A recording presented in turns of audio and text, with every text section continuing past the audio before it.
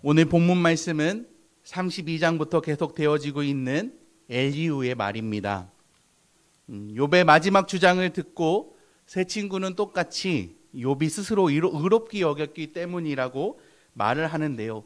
엘리후는 이 생각에서 더 나아가 경건하지 못한 자처럼 행동하고 있다고 정죄를 하고 있습니다.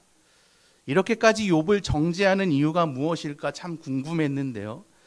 엘리후는 그 이유를 욥이 하나님 앞에 징계받을 만한 일이 있기 때문에 지금 이렇게 되었다고 말을 합니다. 그리고 더 나아가 회개를 해야 하는데 자꾸만 공의로우신 하나님에게 불만을 가지고 있다고 말을 합니다. 그렇다면 욥은 진짜 하나님께 경건치 못한 행동을 하고 있는 것일까요? 엘리후의 말처럼 정말 하나님 앞에 징계받을 만한 일이 있기 때문에 이러한 일을 받는 것일까요? 아니죠. 성경 어디를 보더라도 욥이 잘못해서 지금 이 고통을 받고 있다고 말하지 않습니다. 그는 누구보다 경건했고 누구보다 신실하게 하나님께 영광을 돌렸습니다. 그런데 엘리후는 그런 욥의 지금 모습만 보고 판단하며 이랬을 것이라는 추측으로 정죄를 하고 있다는 것입니다. 이렇게 말하는 근거는 하나님이 그런 분이시기 때문이라는 엘리후의 주관적인 생각 때문에 그렇습니다. 우리는 이 엘리후의 말에서 오늘날 많은 기독교인들이 오해하고 있는 공의에 대해 생각해 보아야 할 것이 있습니다. 우리가 신앙생활을 할 때에 많은 성도들끼리 자기가 맞다고 하면서 서로에게 상처 주는 행동이 다 여기에서부터 출발합니다. 하나님에 대한 자신의 주관적인 생각인 것이지요. 이 적용이 모든 사람들에게 다 통일된다고 생각을 하는 것입니다. 하나님은 각자에게 최선의 때에 최고의 방법으로 역사하시는 분이십니다. 우리는 그런 하나님을 개인적인 신앙생활로 더 깊이 만나고 알아가는 것입니다. 개인 신앙 고백이 없이 하나님의 뜻을 알아간다는 것은 불가능합니다. 그렇기 때문에 히브리서 10장 19절에서 25절에 보면 이렇게 말을 하고 있습니다. 그러므로 형제들아 우리가 예수의 피를 힘입어 성소에 들어갈 담력을 얻었나니 그 길은 우리를 위하여 휘장 가운데서 열어놓으신 새로운 산길이요 휘장은 곧 그의 육체니라. 또 하나님의 집 다스리는 큰 제사장이 계심에 우리가 마음의 뿌림을 받아 악한 양심으로부터 벗어나고 몸은 맑은 물로 씻음을 받았으니 참 마음과 온전한 믿음으로 하나님께 나아가자. 또 약속하신 이는 미쁘시니 우리가 믿는 도리의 소망을 움직이지 말며 굳게 잡고 서로 돌아보아 사랑과 선행을 격려하며 모이기를 패하는 어떤 사람들의 습관과 같이 하지 말고 오직 권하여 그날이 가까움을 볼수록 더욱 그리하자. 은혜 가운데 거하는 성도들의 삶은 정죄하고 판단하는 삶이 아닙니다. 서로 돌아보아 사랑과 선행으로 격려해야 하는 것입니다. 누군가의 모습을 보고 이렇다 저렇다 함부로 판단하지 않는 것이지요. 특히나 오늘 엘리후처럼 도와준다는 말로 선행을 하는 것처럼 하지만 결국 사랑이 없는 판단과 교만은 큰 악행을 저지른다는 것입니다. 우리는 오늘 본문을 통해서 하나님에 대해 잘못된 오류를 범하지 말아야 할 것입니다. 그리고 서로 사랑으로 격려하기에 부족함이 없는 저와 여러분이 되시기를 간절히 바랍니다. 오늘 본문 속 엘리후의 정죄하는 말을 하나하나 살펴보면요, 자신의 입으로 말하고 있는 이 경건치 못한 자가 욥이 아닌 엘리후 자신임을 알 수가 있습니다. 엘리후는 하나님에 대해 말하는 것 같지만 결국 자신이 하고 싶은 말을 하고 있다는 것인데요. 34장 33절입니다. 하나님께서 그대가 거절한다고 하여 그대의 뜻대로 속전을 치르겠느냐. 이 구절을 원문으로 보면요, 이 속전이라는 뜻은 돈으로 죄를 계산하다인데 이러한 뜻은 잘못된 해석으로 보고 있습니다. 개역 한글에 보면 보다 더 원문에 가깝게 해석되어 있는데요, 하나님이 내 뜻대로 갚으셔야 하겠다고 내가 그것을 싫어하느냐입니다. 이 말을 자세히 보면 욥이 하나님에게 자기 뜻에 맞도록 행하여 주시기만을 원하기 때문에 하나님이 주신 징계를 싫어한다라는 뜻입니다. 이러한 말은요, 욥에게 참 상처가 되는 말이 됩니다. 왜냐하면 욥은 단 한 번도 자신이 범죄해서 이러한 고난을 받고 있다고 생각하지 않았기 때문입니다. 오히려 고통 가운데 하나님을 더욱더 붙잡고 신뢰하려고 했죠. 그러나 엘리후는 그런 욥에 대해 자신의 마음대로 생각해 버립니다. 이러한 교만은요, 결국 자신이 하나님이 된 것처럼 행동하는 데까지 이르는데요, 33절 하반절에 보면 아는 대로 말하라 라고 기록되어 있습니다. 하나님의 공의는 사람이 헤아릴 수 있을까요? 우리는 이 세상의 여러 가지 일을 보면서 이건 하나님의 공의구나 하고 이해할 수 있는 것이 얼마나 됩니까? 이것은 주관적인 생각으로 각자 서로 해석하는 게 다 다르지 않습니까? 우리의 판단과 생각에는 오류가 있을 수밖에 없습니다. 그런데 어떻게 아는 대로 다 말을 할 수 있을까요? 우리는 하나님이 하시는 일에 대해 단 한 가지도 안다라고 말할 수 없습니다.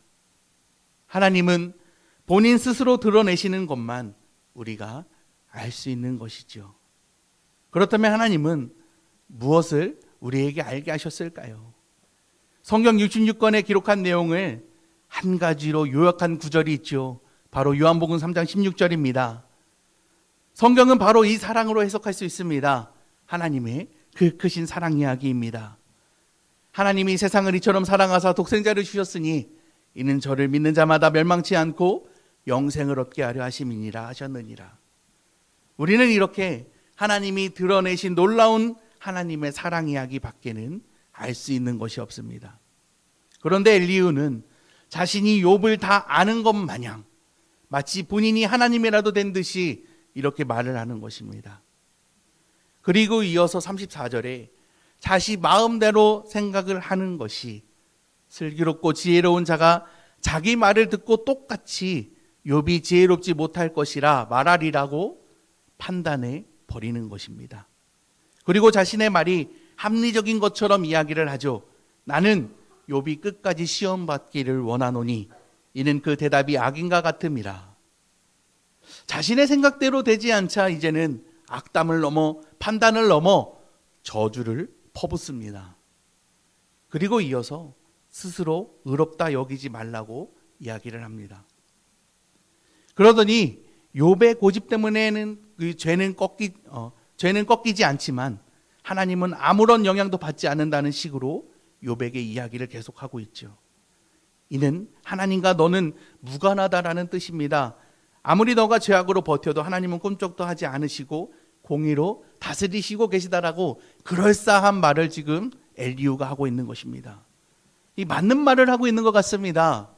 그러나 이 단어 하나하나 자세히 들여다보면 이 맞는 말이 하나님께로 돌리는 영광이 아닌 것을 알 수가 있습니다. 왜 그렇습니까? 지금 말끝마다 욥에게 다그치는 것이 왜 자신의 말대로 하지 않느냐는 것이죠. 왜 내가 말하는 이 모든 것들을 너는 듣지 않느냐라고 말을 하는 것입니다. 그래서 자꾸만 안 한다고 못한다고 이야기를 하는 것입니다. 우리는 그 누구의 믿음을 정죄하고 판단할 권리가 없습니다. 오직 하나님만이 그의 믿음을 보시며 그에 맞게 역사하시는 분이 되십니다. 우리는 그저 하나님의 말씀대로 순종하는 것뿐입니다. 이렇게 다른 사람을 판단하며 정죄하는 것은 바리새인들, 율법 교사, 서기관 또는 사두개인들이 잘하는 짓입니다. 그들은 율법이 자신들만의 권리라고 생각했죠. 그러다 보니 이방인들에 대해 철저히 배척했고 외면했습니다. 그리고 하나님께 대하여 거룩하는 것을 자신의 권위로 착각하더니 경건을 차별하고 하등하는 것으로 변질시켜 버렸습니다. 하나의 예를 들어 살펴보면요, 누가복음 10장 25절에 보면 어느 한 율법교사가 예수님께 찾아와 질의응답을 받는 장면이 있습니다. 이 율법교사는 예수님께 이렇게 묻습니다. 선생님, 내가 무엇을 하여야 영생을 얻겠습니까? 그러자 예수님은 오히려 역으로 질문하시죠. 성경에 무엇이라 기록되어 있느냐? 그러니까 율법교사가 이 질문에 자신 있게 대답합니다. 내 마음을 다하여 목숨을 다하여 힘을 다하여 뜻을 다하여 주 너의 하나님을 사랑하고 또한 내 이웃을 내 자신과 같이 사랑하라 하였습니다. 이 대답은요, 정말 놀라운 대답이었습니다. 어느 것 하나 흠이 없는 율법교사다운 대답이었죠. 예수님은 이 대답을 칭찬하십니다. 그래, 내 말이 옳다. 그러시고는 예수님께서 이렇게 말씀하십니다. 그대로 행하라. 그러면 살리라. 이 대답의 율법교사는 더욱 자신을 옳게 보이려고 질문을 이어갑니다. 그럼 누가 내 이웃입니까? 그리고는 예수님은 이 질문에 강도를 만난 자를 도와준 사마리아인의 이야기를 해주십니다. 그리고선 다시 이렇게 질문하시죠. 너가 보았을 때에 이 강도 만난 자의 친구가 누가 되겠느냐? 라고 물으십니다. 일대 율법교사의 답변이 이렇습니다. 자비를 베푼 자니이다. 예수님이 이 말에 너도 이와 같이 하라고 말씀하시고 이 질의응답은 끝나게 되죠. 율법교사는 무엇 때문에 이 질문을 하였습니까? 영생이라고 질문을 이어가고 있지만 결국 자신의 옳고 그름을 드러내기 위함이었습니다. 자신의 논리가 합리적이고 옳다라는 것을 보여주기 위해 계속해서 예수님과 대화를 이어가고 있는 것이죠. 그도 이렇게 당당할 수 있었던 것이 당시 율법교사라고 하면 대단히 율법적이기 때문에 많은 사람들을 도와주는 일도 열심히 했습니다. 다만 변수가 생긴 것이죠. 사마리아인입니다. 자신들이 부정하다고 여기는 사람들, 절대로 가까이 가지도 않고 그들은 구원받을 수 없을 것이라고 생각조차 하지 못했던 그 부류들. 그런데 예수님은 이 사람의 이야기를 하면서 지금 율법교사의 정확한 의도를 꿰뚫으신 것이죠. 너는 율법을 가지고 너의 권위를 위해 살아가지 말라고 이야기를 하시는 것입니다. 지금 엘리후가 이 율법교사가 똑같이 행동하는 것입니다. 그는 자신만의 논리가 있고 확실한 합리적인 생각들이 있었지요. 그러다 보니 욥의 말에 대해 열심히 반박하며 정죄를 하는 것입니다. 하나님의 말씀과 뜻이 이제 자신만의 권위가 되어서 주관적인 판단으로 자신만을 위한 하나님을 만들어내고 있다는 것이죠. 엘리후는요, 더 심하게 욥을 이제 정죄하는데요, 하나님은 너를 절대 돕지 않을 거라고 이야기를 합니다. 35장 13절입니다. 헛된 것은 하나님이 결코 듣지 아니하시며 전능자가 돌아보지 아니하심이라. 욥은 지금 이 상황에서 그 어떠한 친구의 말도 힘이 되지 않고 가족도 없고 주변에 의지할 만한 것이 아무것도 없습니다.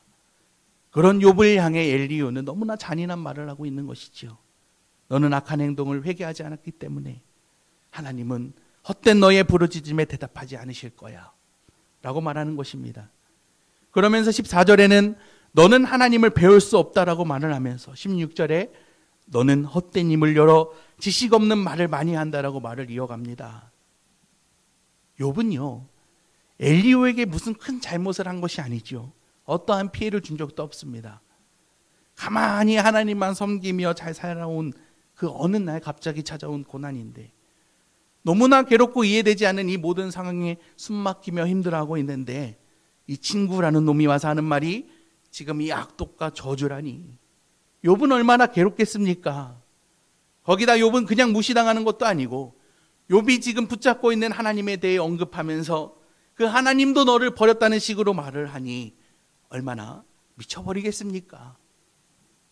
엘리후는 욥을 돕는 것이 아니죠. 그는 자신의 논리와 합리적인 생각들이 다 옳다라는 것을 드러내고 싶어 하는 듯이 보입니다. 교만의 극치를 보이고 있는 것이죠. 얼마나 교만한지 하나님의 뜻이 이럴 것이라는 막말을 내놓는 것입니다. 그 근거가 하나님이라고 하지만 결국 자기 자신만을 드높이려는 악한 행동인 것입니다. 말씀을 정리하겠습니다. 오늘날 많은 그리스도인들은 너무나 많은 정보들을 인터넷을 통해 쉽게 습득할 수 있습니다. 그러다 보니 들을 수 있는 설교와 강해 같은 것들을 쉽게 접할 수가 있지요. 그러나 이것이 우리의 믿음이라 여기면 안 됩니다. 믿음은 순종이 동반되어야 합니다. 가만히 내가 듣고 아는 것만이 전부라고 여기면 이 듣는 것이 나의 권위가 되어 버립니다. 그러면 하나님을 위한 내가 되는 것이 아니라 나를 위한 하나님을 만들어 버리는 것이죠. 자꾸만 내 주관적인 생각이 하나님의 말씀을 덮어버립니다. 오늘 엘리후는 욥을 정죄하며 판단했고 저주를 퍼붓는 악한 행동을 저질렀습니다. 그는 하나님에 대해 잘 몰라서가 아닙니다. 말하는 논리의 핵심이 다 하나님이었습니다. 그러나 결론에 가서 그 모든 것이 잘못된 판단이었고 악한 행위였고 너무나 큰 죄악이었다는 것을 알 수가 있죠. 사랑하는 성도 여러분, 우리는 무엇을 믿고 무엇을 선포하며 무엇을 위해 살아가십니까? 우리의 권위가 아닌 하나님을 위한 삶이 되시기를 바랍니다. 정죄하고 판단하는 내가 나의 주인이 되는 것이 아니라 나의 삶을 통해 역사하시는, 다스리시는 그 하나님의 충만한 은혜가 드러나시기를 바랍니다. 같이 기도하겠습니다. 이 세상 모든 것에 생사화복을 주관하시며 계획하신 대로 역사하시는 하나님, 오늘 이 자리에 나와 하나님의 말씀 앞에 엎드려 하나님을 경외하게 하심에 감사를 드립니다. 오늘로 말씀으로 나의 모든 연약함을 붙잡아 주시고 그 가운데 있는 모든 죄악된 것들을 깨닫게 하여 주시니 감사와 영광을 올려드립니다.